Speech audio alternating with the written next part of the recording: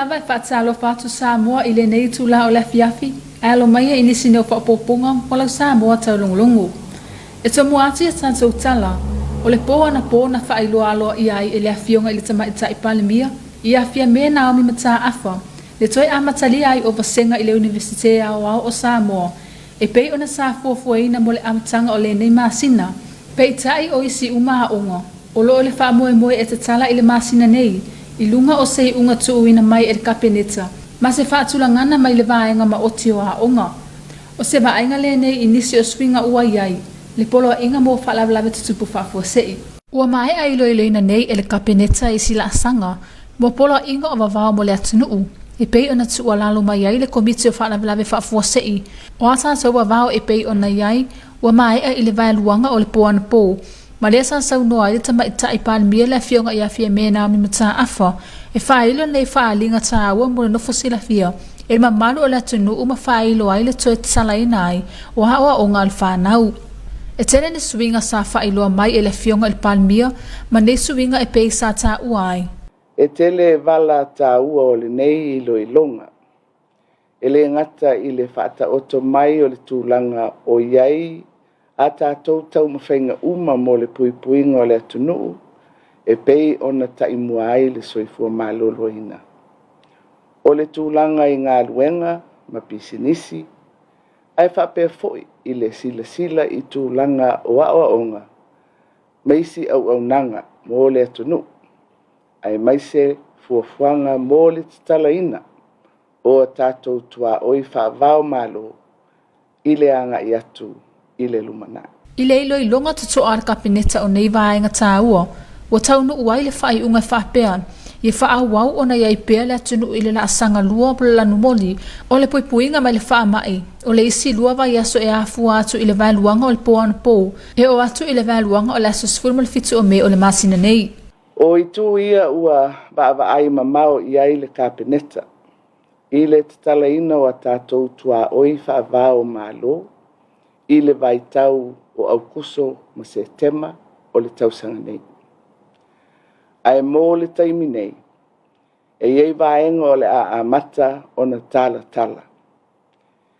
I le ilo ilonga totoa le kapeneta o nei vaenga tā ua taunu uai le whai unga e whapea.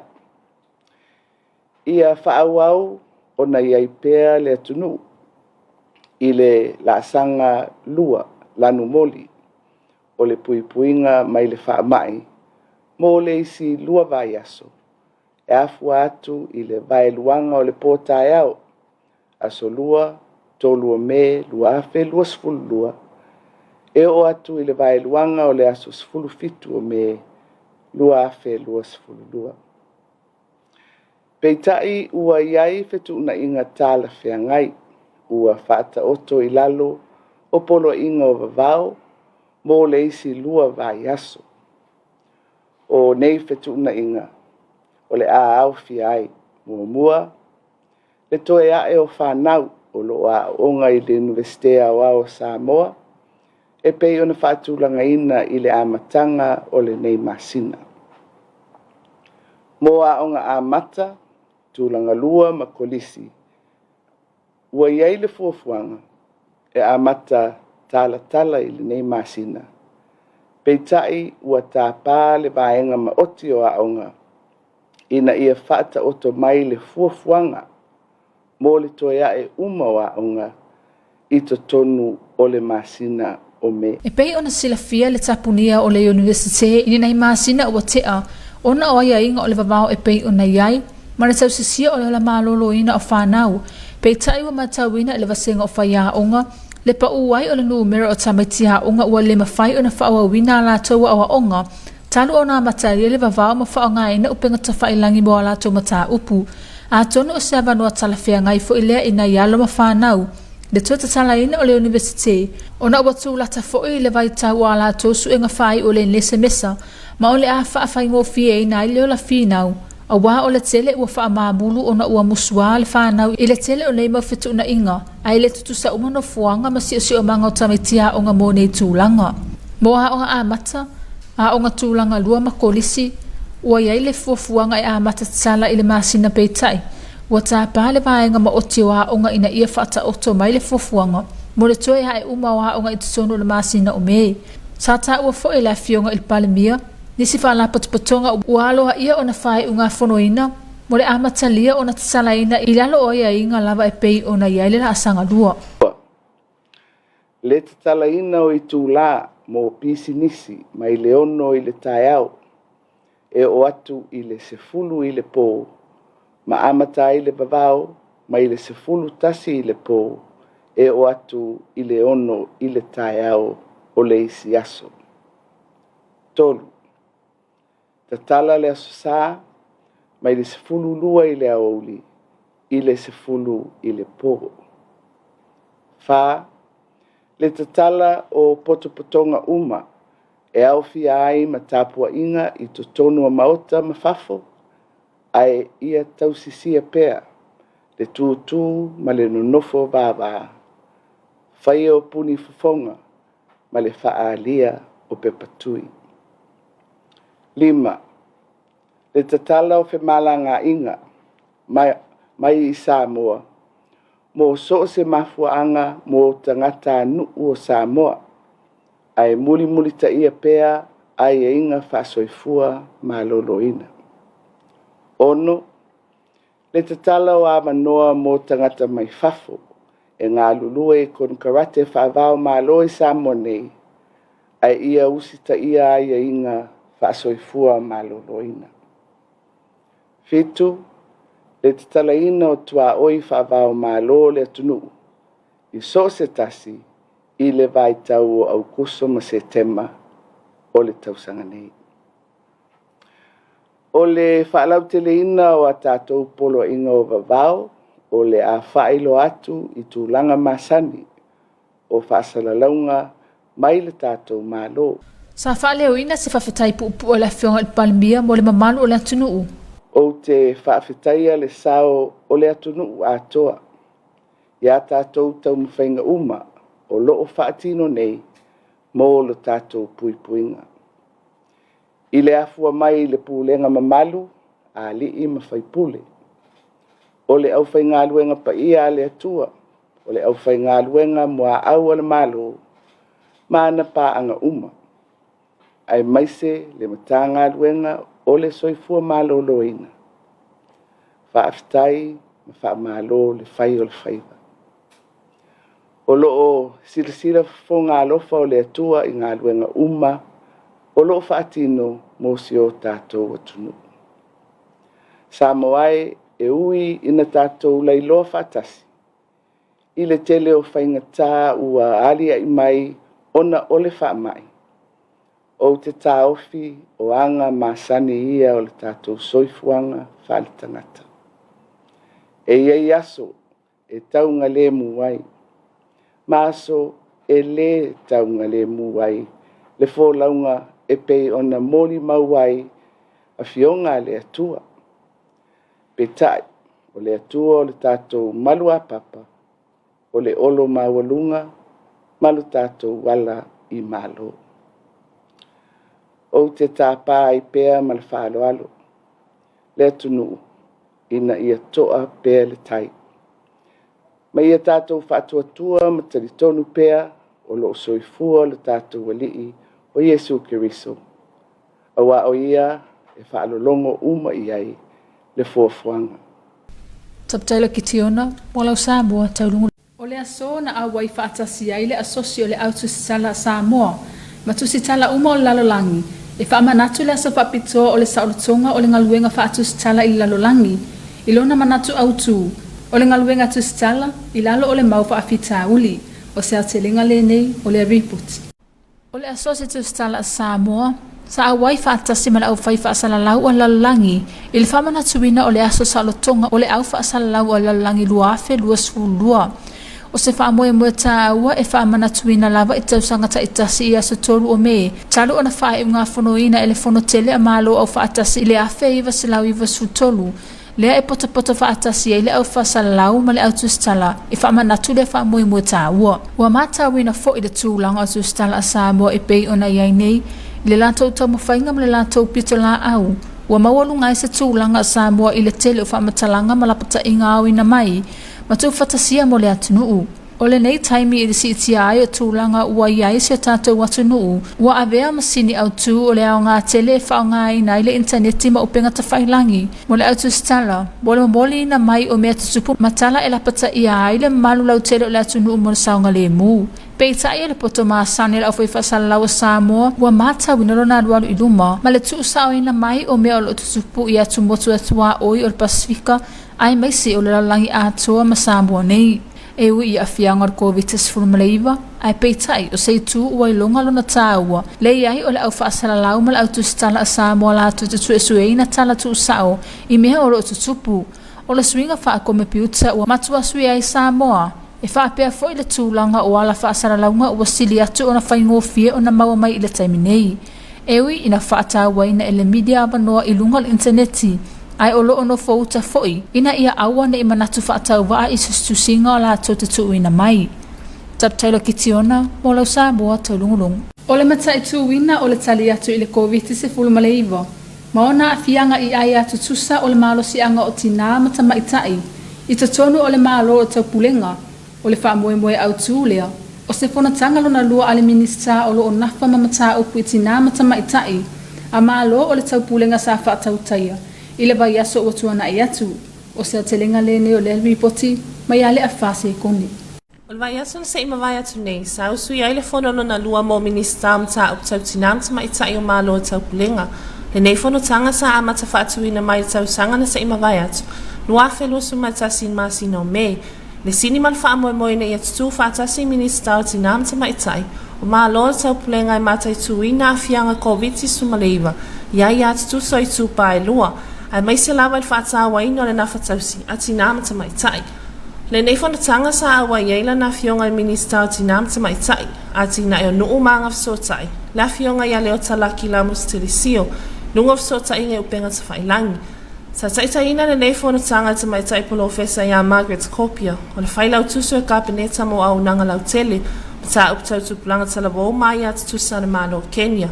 Sa sau no manino la na fionga ni minista, le fionga ia leo taila na whalasanga. Le ave al wha mamafa Samoa, le ta awa le ia tatau ele ngata i taiminei, au le isi se fulu tau sanga o lumanai. Na folasi ai foi, ele fionga ni minista le ala fua o tau mawhainga, wa uma na whaata oto mo le tau sanga whaale tupe, luafe lua sumalua, luafe lua sumaleonu, ane malo Samoa. Le mawhaina au sia mo le atina ino Samoa, e ala le ia tutuso i tupa e lua. Pea le tutuso awa noa mo le ola o ino tangata uma, una ia mwha amalo sia le wha o ngā ino anga wa o tangata uma, le a whana nai se kone o Samoa taulongolongo. O se wa inga le nei i lau talo tau, mo le po nei ma le soa tai au. Talo flawa Samoa le mtango le nei vai asus whapoponga masani le nei lau talo tau. Whatuanga mo o ngā sami alo wha malu se pea mo o ngā sami o male tunu. Wa inga le tatelita se vai ngawa mawan lalu o lo ofitia i pea Samoa.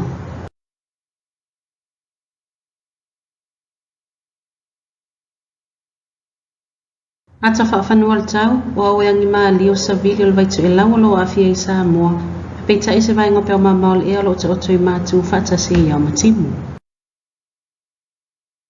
Tala le tau mono whanga i mātu ulpo nei, ea wo ini so taimi matimu po e te ulwa vasolo ai. Mo vai ngai saute e ofitia se vai ngolangi eau, manai timu e iai. Le mo vai ngomosa mo ila so tae au o la te ulwa vasolo ai timu ai pupuu.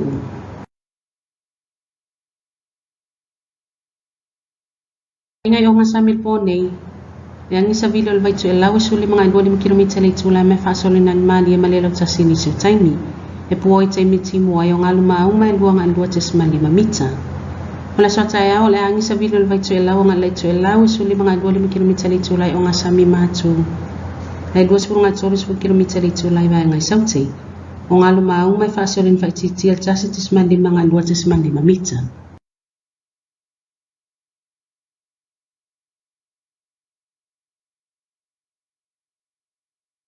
Tala tayo la pele ele malta 10 minute te tasi va veao, so tu malta 10 minute le valu. Pele ele te tasi minute le wala uli te so tu ile tayo no minute te le valu le fiafi. La so ella tayo te lo su fa minute le fitu fa mo mo to fo tasi minute te le no le fiafi.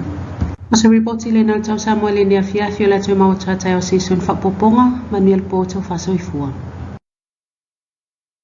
Ma ole a whaisi na tātou malolonga pupu o na tētaliu mai lea mwana ngana whaperetania.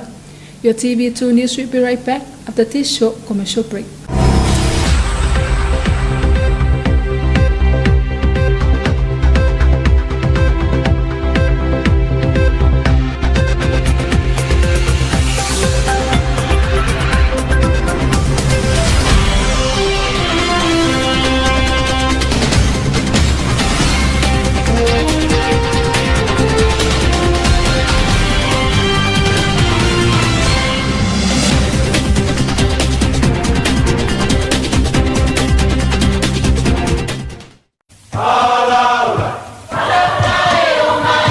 Awane e misia lunga lo wala ata le EFKS TV ipo so luo vai aso taitasi le pol kalame ba ili le ato ponopona le afo le balu le afiafa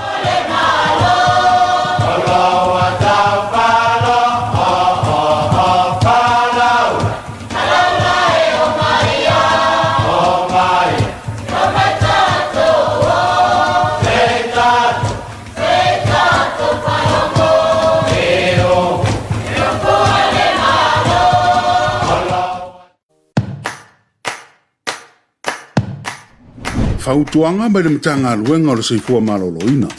Te ala ngona le popole le taimi le Komiti Faamisionare. Ia e alofa ia te oe matau si lelo seifua maloloina. Ia so ta e tangata o lo a inga mawhaaso ai o langona. A whai wa ia ini saa le nofa vāwara lata. Ia whao ngā telefoni po le interneti e fiso ta iai. Tau si lelo i tino, ia lava lau malolo. Tau mawhai mea ai seifua maloloina. Whaanga ioi lau tino. Ma ia whaititira tau mawhaawa malosi. Ia whaia ni au whaatinonga i te fia ma maasania ia so uma.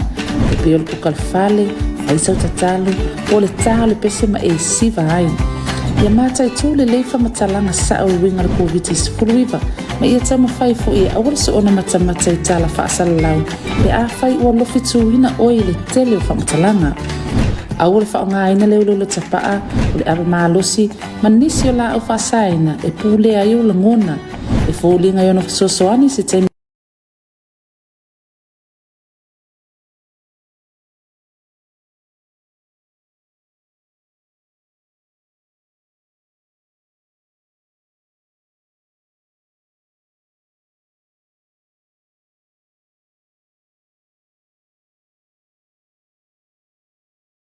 malolo ai. Whata ua le soifua malolo ina mawhauwhau. Monisi whamtalanga whapso tai mitanga luenga o le seifua maloloina. I le telefoni numela ono barutasi o.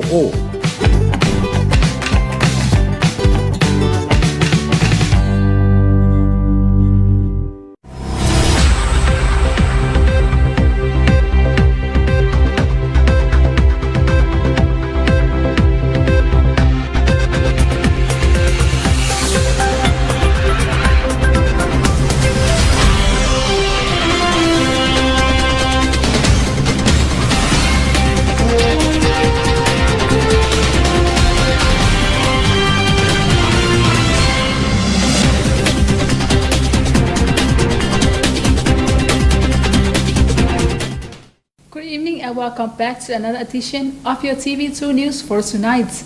Leading our bulletin tonight, the Honorable Prime Minister Fiamena has officially announced last night the recommencement of classes at the National University of Samoa campus, but other schools will gradually reopen during May upon Cabinet's considerations.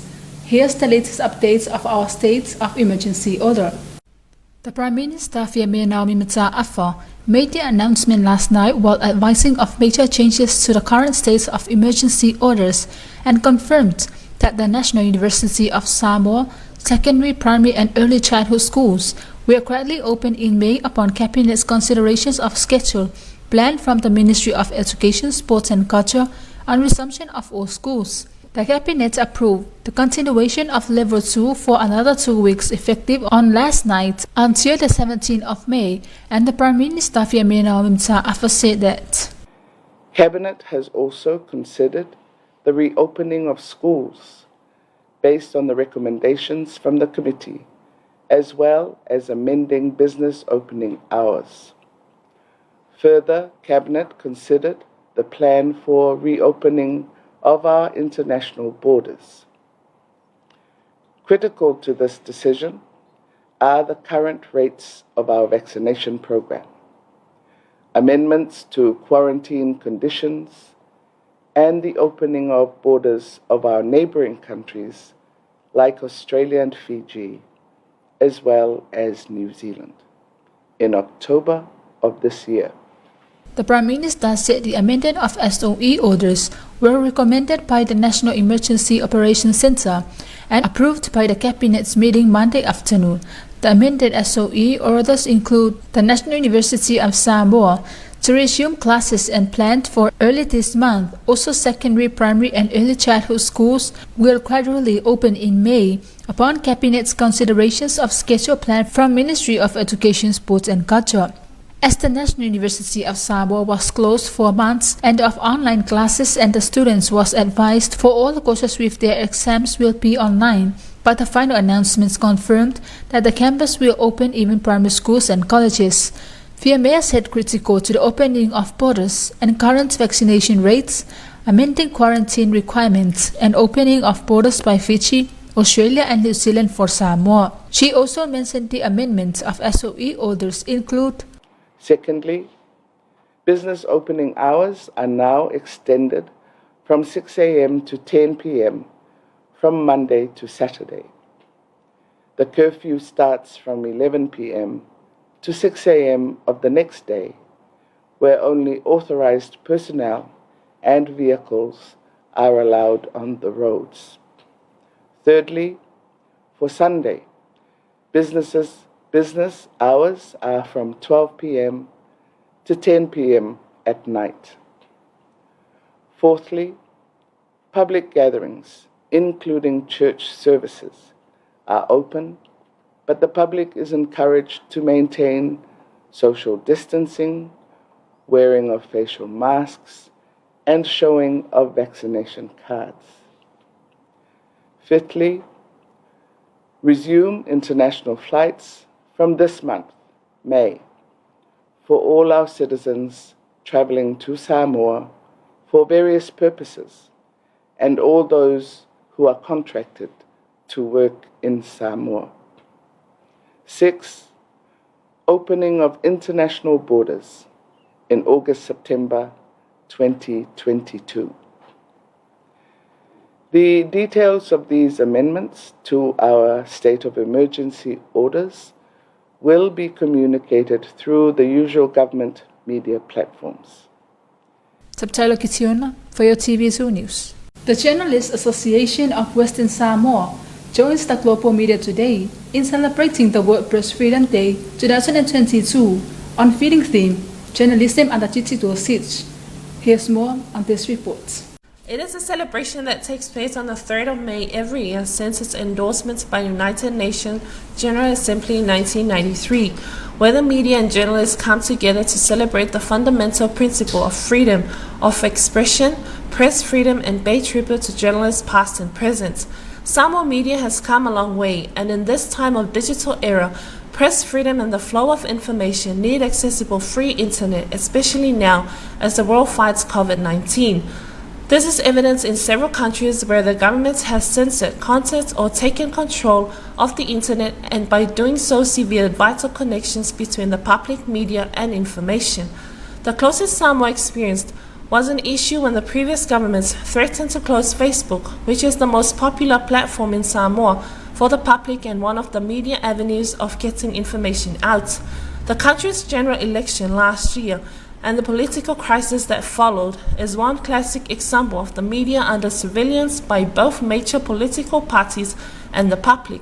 The credibility of the media's neutral stance was also questioned, and while some journalists faced the wrath of keyboard warriors, others had to face legal challenges. However, the experience of the Samoan media is not as harsh as our colleagues in other parts of the world, who had to face physical and even death for standing up in exposing corruption. The digital revolution has changed Samoa a lot, and so has the media platform, which is more accessible now, but also very influential and manipulative.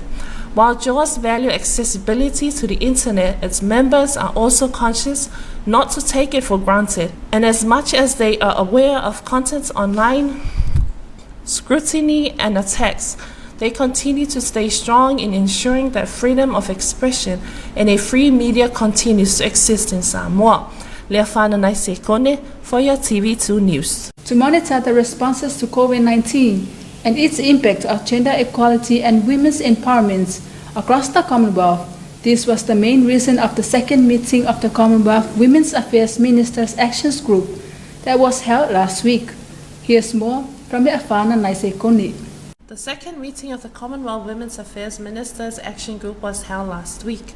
This group was established in May 2021 as a mechanism to monitor the responses to COVID-19 and its impact on gender equality and women's empowerment across the Commonwealth.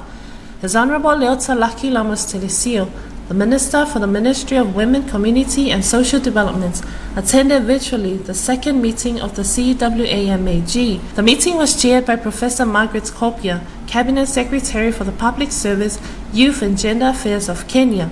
His Honourable Minister Leota Laki Lamas Telesio, during his presentation, clearly highlighted how gender equality has been and will always remain a priority for Samoa in the next 10 years.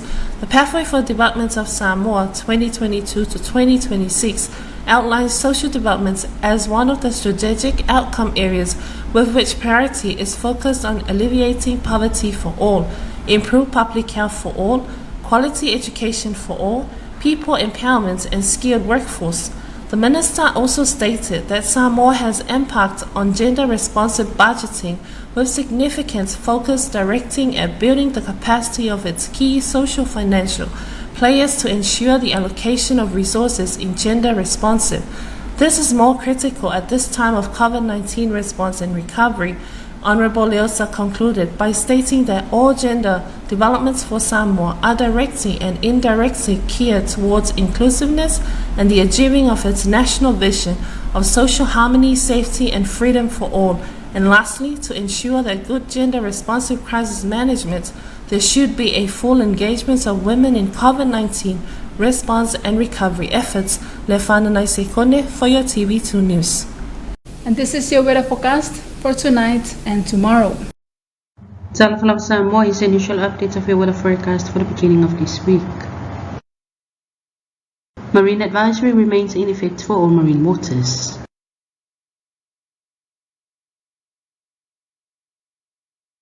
Satellite loop indicates few low-level clouds still affecting the islands.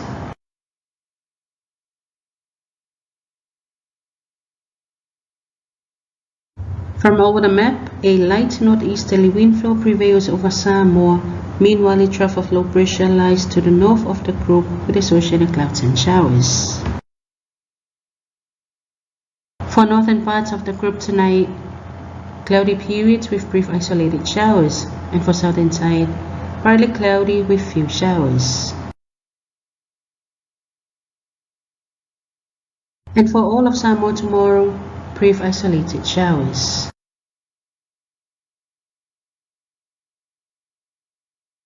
Marine forecast for tonight, northeast winds of 15 to 25 km per hour, becoming light and variable at times. Poor visibility in showers, combined waves and swells of 2 to 2.5 meters. And for tomorrow, northern side, northerly winds of 15 to 25 km per hour, southern seas, northerly winds of 20 to 30 km per hour, diminishing combined waves and swells of 1.5 to 2.5 meters.